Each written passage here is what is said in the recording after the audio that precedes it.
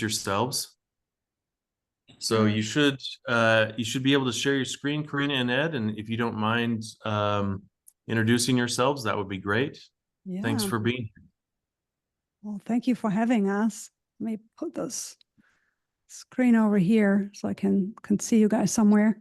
Yeah, thank you for inviting us. I feel really honored to be with you guys. So my name is Corinna Hagen. I'm a business coach and a leadership coach. I work with small startups all the way up to Fortune 500 companies. So on the coaching side, on the leadership coaching side, I usually work with larger corporations. On the consulting side, I work with startups and small businesses, anywhere from like 3 employees up to like 50 employees, typically, helping them to identify, new innovative business models, pricing models, go-to-market strategies, and scaling marketing and sales operations. My forte is communication. I've written my 3rd book, which comes out in December. I'm really excited about it, called Mastering High Stakes Communication. And and then I've met Ed a couple of years ago at a Walaxy, a SaaS startup that held a presentation, and he was the speaker there, and we've connected ever since. And with that, I'll hand over to you for an introduction, Ed. Thanks, Corinna. I'm at Forteau. My company is Win-Win Professional Marketing and Sales Association. As Corinna mentioned, I do a lot of speaking for different startup companies and other organizations. I focus primarily on email marketing and LinkedIn marketing. I kind of fuse the two together because if you're doing business in B2B service type business, the two work pretty much hand in hand. And my approach is a bit different than most people's approaches. It is a non-selling approach where you don't have to sell. A friend of mine has actually joined us, and he coined a phrase, selling through people instead of to people, which is very similar to what I do. So I just wrote a book that's been out, I think maybe 3 months. It's the #1 book on LinkedIn outreach on Amazon, called No More Cringe. And it's based on what I found. One strategy from our AI portal. She doubled. Oh, I thought that was me. It follows the same philosophies that I had in email marketing, where we are looking to segment groups, and our message is very tight, where we're delivering the right message to the right person at the right time. Yeah, and with that, let's get in right away here. So why are we even talking about finding product market fit faster? Like, why faster, right? Why is there a problem? And it's typically because you're lacking resources. I would assume that. It's very often when I talk to startups and they're struggling to find product market fit, and they need to make sure that they have it. It's because the resources are running short. And also, maybe a second good reason here is because the changes are incremental, right? They're tactical in nature. And when we go into the next chart here, when we introduce different approaches to you, we have 8 in total. You'll see that there's a wide range there. And if you need something more incremental in nature or tactical, then some of the typical models may not be a good fit for you, and we'll go through that. And then we have the 3rd one here. Ed, do you want to tackle that? Sure. It's running out of time and money. As a startup, your investors are going to want to see that you're going to be profitable. They want you to be as profitable as soon as possible. And so you're going to have to find a way to start generating revenue from your product, which is what we're going to be talking about, and do it as fast as possible to keep those investors happy. Yeah, precisely. Thanks, Ed. All right. Now you see this little matrix here, and you'll find 8 different models on there. I'm going to take you on a fast train to introduce all of them to you. So we're looking at either being more strategic or more tactical, and it's either a slower process or a faster process. And with that said, the first one here in the bottom right corner is, you might all have heard of it at some point. It's the business model canvas. Also comes with this value proposition canvas, or you might have heard it under the name the Osterwalder business model canvas. It's a famous one. Typically, when I introduce it to clients for the first time, they like it. Their brain fires up. It's a great visualization, like a map of all the elements of your business model and value proposition. Really great when you're starting from scratch or want to have a deep discussion about your business model and where things are headed. But it can also be overwhelming. And the advantage here is you get a very holistic view, and you can even foster team alignment through it. The disadvantage here is it can be overly simplistic. And if you don't go through an iteration and refine this, then it becomes static and pretty much useless in really finding product market fit. But this model has its place, especially when you want to have that holistic view. And an example, as you can see here, is Netflix. They used this model to pivot from DVD rentals to streaming by applying this business model canvas. And then we have the next one here, and that's design thinking. About 10 years ago or so, that became the hottest word in Silicon Valley, and everybody wanted to attach itself to that. It's a very human-centered problem-solving approach. And when do you want to use that? You want to use that when you deeply want to understand the customer pain points, and it takes you through a defined process, through empathizing, defining, ideating, prototyping, and testing very quickly together with a customer or from a customer's point of view. It has a strong user focus and can lead to great innovation to help you find product market fit. The downside here is it's time consuming. That's why it's in that quadrant. And it can be even expensive, depending on how far you take this. But we have a good example here of a company that did this and it worked well for them, and that was Airbnb. And they used this to improve their user experience significantly using this approach. And I'm going to take you up. We're going to get faster, but we're still on the strategic side here. And that's the lean startup approach. You might know this one as build, measure, learn. That's another way or another name for it. And what happens here is rapid experimentation. It's an iterative product release. And with each release, you're validating, you're learning and improving from there. When do you want to use that? Also when there's high uncertainty, when you have limited resources available, and when speed is key, which is why this is most often found in startups, and hence the name. So you can see the advantages here. It can be very efficient and help you not to waste resources and get to a result fast. But there's a downside to this because it needs a discipline and a very data-driven mindset. And if you have a lot of data, you also need to know how to put that data to use to make a decision. Otherwise, it's this analysis paralysis scenario where this leads to indecision, and we don't want you to end up there. So something to keep in mind. Who has done this is Dropbox. And if you remember the early days of Dropbox, they had this whiteboard video on their website. They didn't have anything to sell yet, just this whiteboard video. You thought they had a product because they were explaining what this product would do. And if you bought into that and you thought this was useful, then you would click the buy button and they would have validation, right? That this is something that garners interest. So one way to test whether there's product market fit. All right. Next one here, go back here, is hypothesis testing. And also very similar to some other approaches you've heard so far is you validate very rapidly, but this is built just on assumptions. So you formulate a hypothesis about your target market. Who is the target audience? What's the product or the service? And then you test that concept rigorously. Again, for those of you who have, who are data driven and you want to make this very objective to mitigate the risks, this will be for you.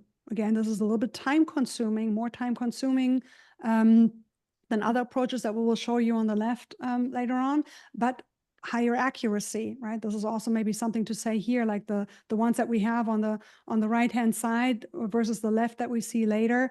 Not just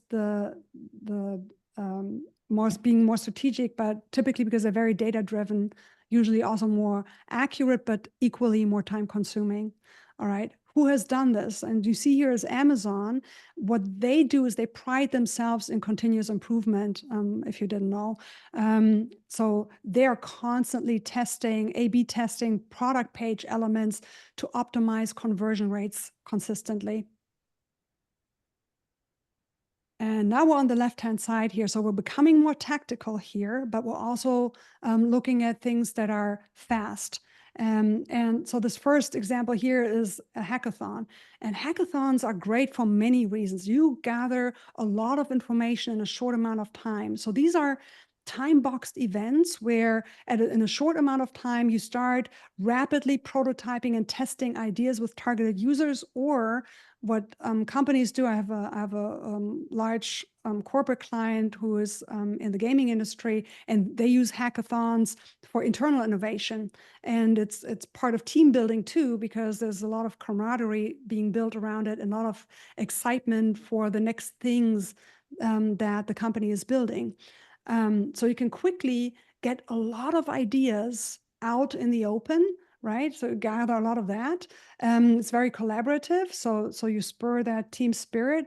The downside here is these are superficial results, and if you're not testing this with users in the room, then it might lack practicality. So you might still have to refine the product, but if you just want to gather a lot of ideas, good approach to have, and you might want to combine it with another one. Next one, we have what I call selling the book cover. Actually, no, I'm down one. First one, growth hacking. So this is a very data-driven approach.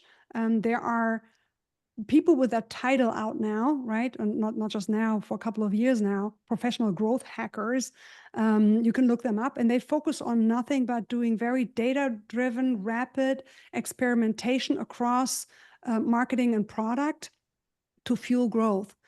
So they'll look for different ways, for example, on websites to place things in a different way and see if that actually leads to more takers, right, for your product. One example that is now raising ethical questions, maybe even, is placing buttons in a different order or based on different assumptions. I'll give you an example. Normally, the next button or the buy button or the very thing you want to do next is the one that is highlighted in a color, and the back button or the thing that you least want to do is not highlighted, right? And so you can use that to actually trick somebody to follow a different path. And that's part of growth hacking. Now, if you're using it in an ethical way, all good. If you don't, then it can lead to a backlash. So something also to keep in mind, because we have seen those examples too, where people were very unhappy that has been happening. And an example here is Airbnb. They leveraged Craigslist for early traction and really reaching their target market in a very creative way. Just have to be careful when you do growth hacking. A lot of times this is also done using social media, where you find a loophole, for example, to gather an audience. And when the platform shifts when the platform actually shifts the rules a little bit. Was that me? No, somebody else. Hey, Teddy, your phone is unmuted. When the social media platform that you use for growth hacking, for example, is shifting their rules, then you might be out of luck, right? Then it's not sustainable. So also something to keep in mind here. I mentioned this example earlier for hackathons. By the way, the Facebook like button was one of those results of a company hackathon. All right. And now we're getting closer to something that I will share with you, or Ed and I will share with you in a minute, on a method that we believe is a great way to approach product market fit. And it's called pre-selling, or what I call selling the book cover. So you gauge demand very quickly by selling the product vision and putting that up. For example, like putting the mock-up up or the landing page with the product vision. If you want to validate demand before you even go into development. Now, this is not only relevant for physical products, I would argue this is also relevant for services, but physical products is what we have an example for, and this is Tesla here with a Cybertruck. They got massive pre-orders by validating market demand before production even started. So you can validate demand early, and you can even attract early adopters, which can then even become multipliers in fueling growth once the product launches. But you may not, and that's worth mentioning, you may not accurately represent the final product, which could be perceived as misleading. So one thing that's really important here is that you plan for good communication. You need to entertain those people that signed up on your page and said, I validate, I will be interested in this. You need to keep them entertained on, how you changing this product when it actually launches and goes to market. And then lastly here, we have concierge onboarding. So this is where you take or you manually guide one user or one customer through your product or service to get granular feedback. This is when you are really interested in providing a personalized service to get deep insights in the very early stages. And of course, the advantage is that you get those deep insights and also gain the loyalty perhaps of those early on customers that you walk through your process. The downside is it's hardly scalable, and it's very biased toward early adopters and individuals. So you don't get masses of data because of this. We'll stop right here. I'll leave this chart up. Ed and I believe that the combination of pre-selling or the selling the book cover and concierge onboarding gives us a unique opportunity and is an attractive hybrid version of this of finding product market fit really, really fast. And with that, I'll hand over to Ed because he has good examples and can tell you also what will make that work and what it requires. Ed?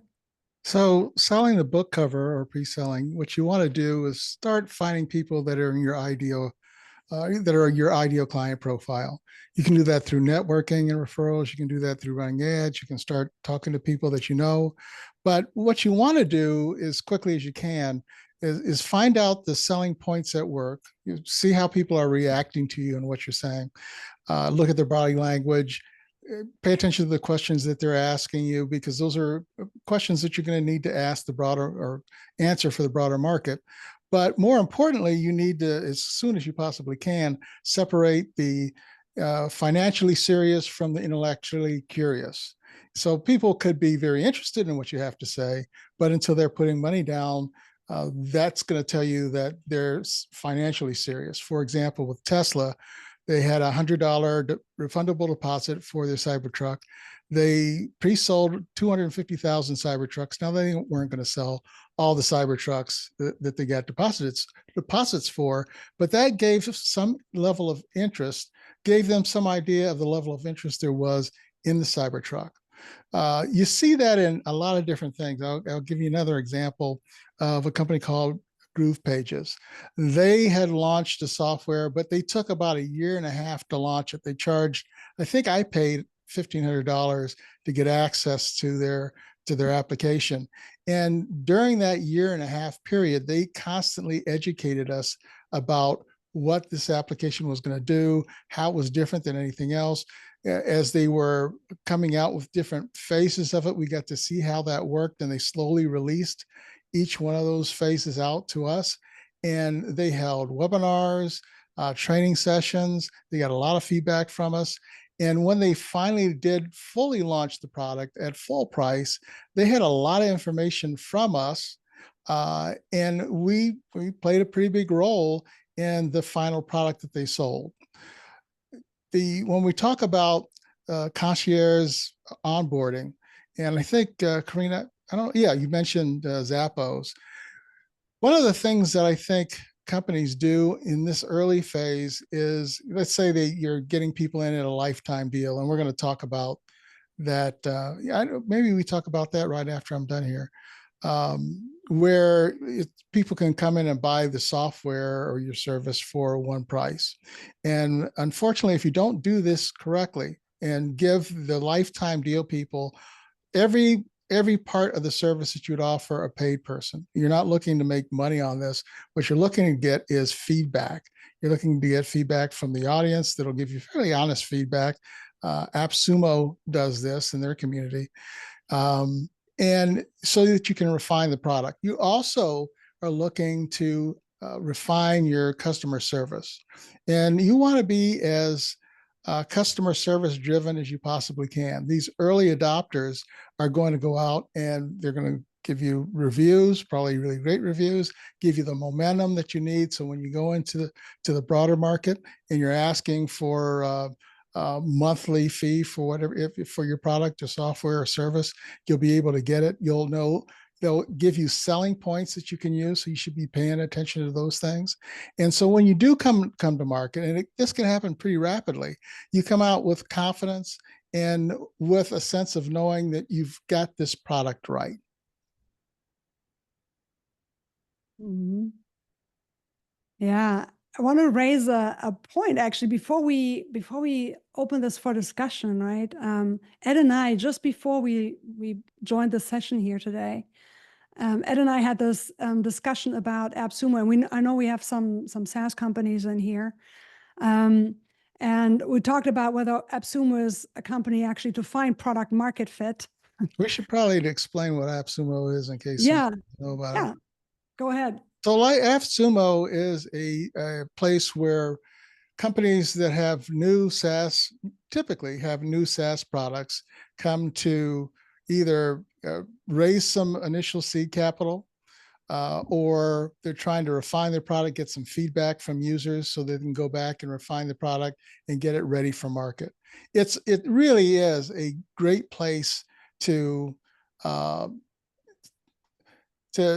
build a community around your product, but also to stress test your customer service, the product itself, and find things, bugs, things that you need to fix before you actually bring it to market. And if you can bring your product to AppSumo there, and that community endorses it, you're going to have a really good launch. It's almost certain that you're going to have a successful product. Yeah, but like consider it a second stage. Like I've done this with a startup where I tried to place them on AppSumo that they haven't heard of it at that time, and they tried to make a quick dime with it. That is not the platform. This is something when you know that, or when you're close to having product market fit, you have tested this somewhat, and you now want to refine your processes. You want to see if this is working. There's a little bit of, talks a little bit about the hand holding that we talked about earlier, the concierge onboarding, right? And gather that early feedback, and you have to be willing to take that feedback in, good or bad. Then you have a loyal crowd. Like the companies that have done this really well had the AppSumo crowd become amplifiers for them, right? But when we're just trying to use this to fund the next round of development, that's usually when that doesn't work. AppSumo is very unforgiving in that area. They're willing to beta test in exchange for like a lifetime pricing, like for some deal that they're looking for. But when it's something that is just there to make money, then they feel very sour about it. So maybe not so much for product market fit, but more for refinement here. And so I just want to add that in here. Has anybody had any experience with AppSumo or tried to work with them?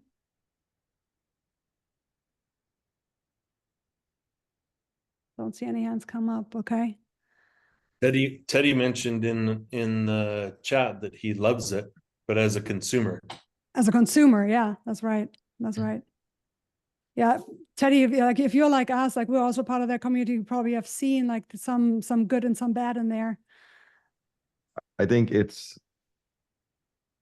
unforgiving in the best way, because it is truly a meritocracy. Like you cannot hide behind vaporware. They will be very vocal about it because it's a protection for the community and for the platform itself to give true feedback. So when you see something on there that has whatever, 1,000, 5 taco reviews, you feel more comfortable that this is legitimate, that this is something that's worth checking out. When you look at the feedback and the responses from the founders to the community as they're asking questions and things like that, you feel like, okay, I might be taking a flyer on this because it's on AppSumo, but if it has this much reputation within the community, I feel comfortable that this is something that's worthwhile, or at least they do what they say they do.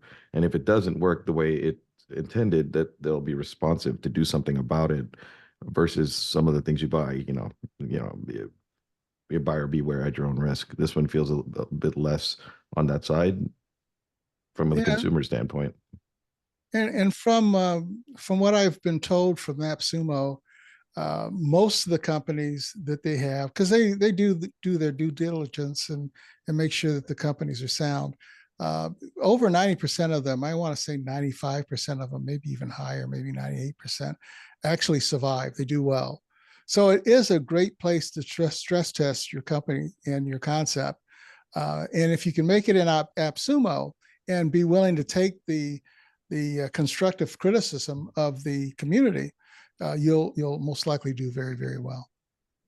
Yeah, I would even argue it's at that stage, if you already have product market fit somewhat established and you use that as a platform, it can become a marketing accelerator, right? So your fame can increase because you gather the early crowd, right? Your name is not out there. That way you get your name out there. And if you do it right, the AppSumo crowd is very, very loyal. It's not just AppSumo. There are other places that are similar platforms that have these lifetime deals. And so, but once you have them on your side, you offer them, hey, look, thank you for being part of our early crowd. Like, would you leave us a review on G2 or all these other ones that matter a lot? And they will, right? And so just something to consider.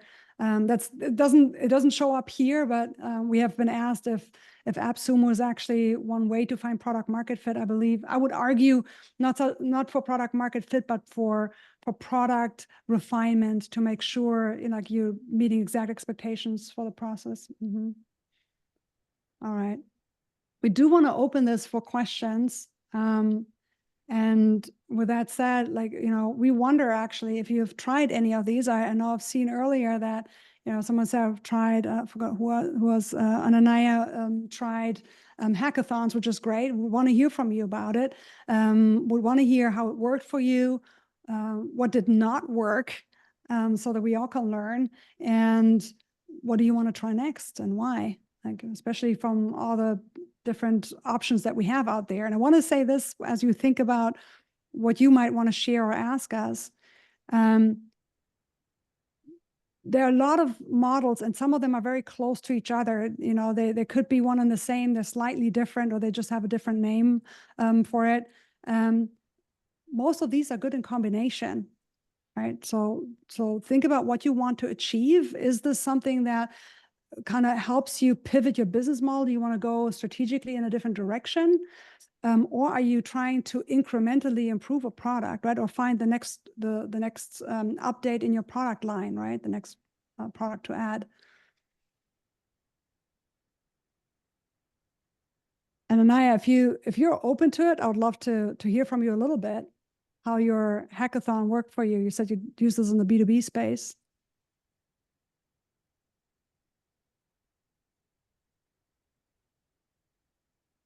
You may not be able to come off mute.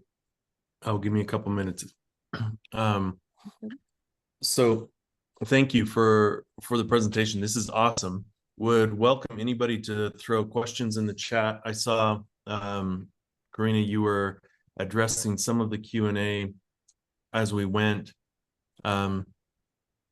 What, as people try these different approaches, where would you say the biggest missteps are, or the biggest mistakes that people make as they try each one of those kind of 4 different areas in the quadrant that you put up?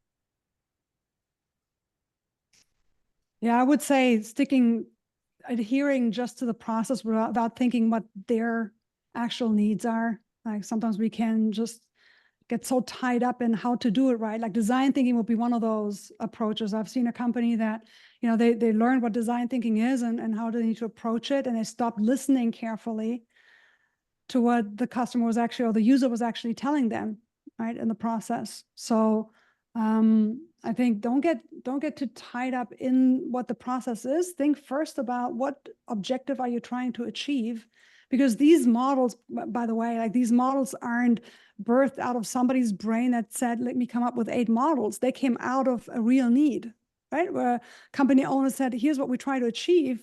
How can we how can we best identify what the user wants, right? Like selling the book cover, somebody just thought, and what if I didn't just build anything and just throw up the idea and see if we have takers for it? So consider that first. Yeah. Are there tools that you would suggest for building the book cover?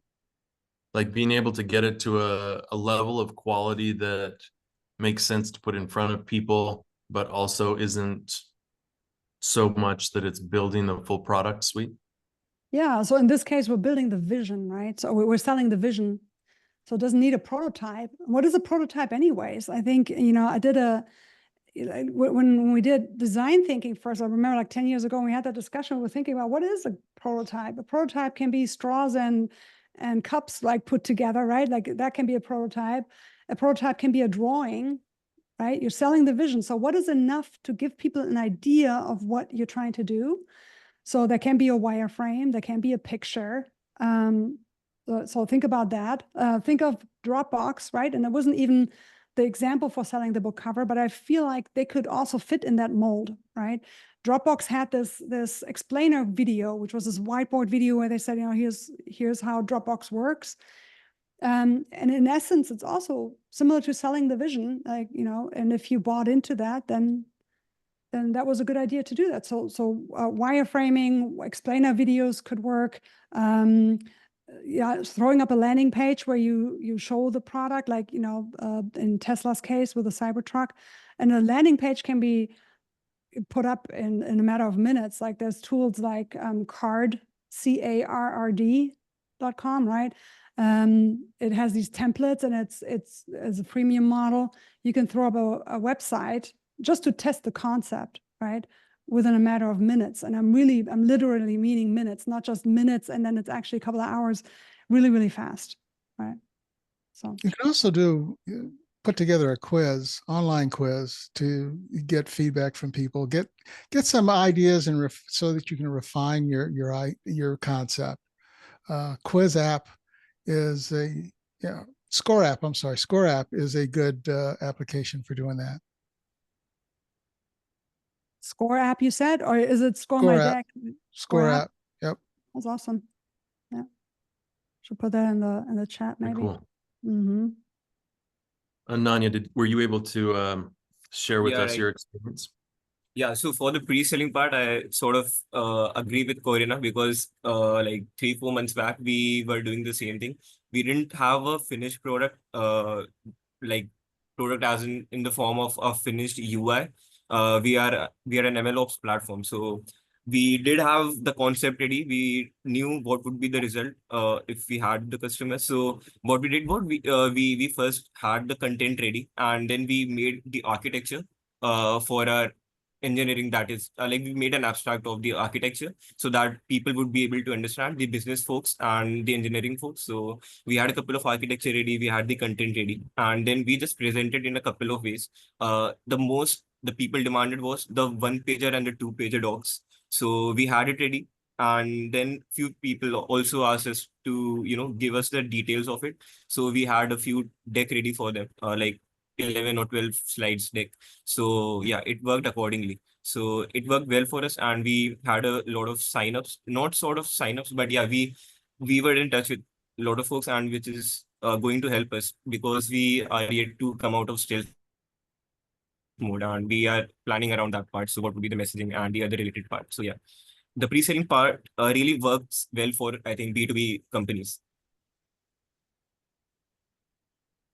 Very yeah, cool. thank you for sharing that. That's amazing. And as you were sharing, you said you had your deck there. Another tool that came to mind is Score My Deck. So if you want to have feedback on your investment deck, that's a great way to get feedback before you talk to investors.